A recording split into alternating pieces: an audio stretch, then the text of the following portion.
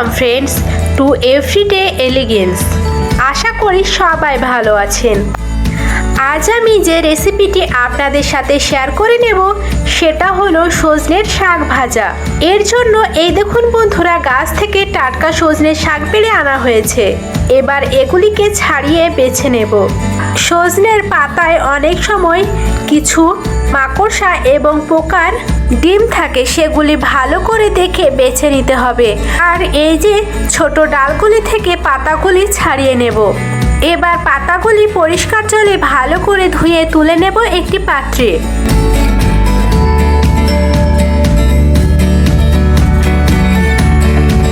এবার একটু রসুন বেটে নিয়েছি আর 3টে কাঁচা লঙ্কা চিড়ে নিয়েছি আর শাকগুলি কুচি করে কেটে নিয়েছি।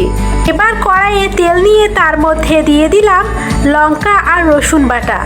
এগুলি একটু ভাজা হলে এর মধ্যে দিয়ে দেব কেটে রাখা সজনের শাকগুলি।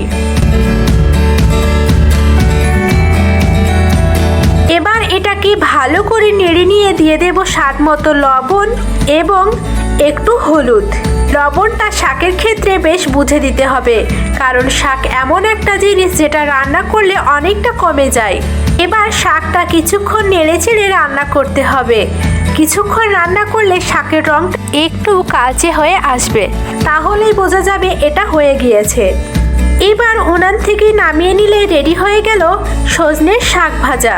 খুব একটা জটিল রান্না না, কিন্তু খেতে অসাধারণ হয় আর খুব উপকারীও বটে। তাই দর্শক বন্ধুরা অবশ্যই ট্রাই করবেন।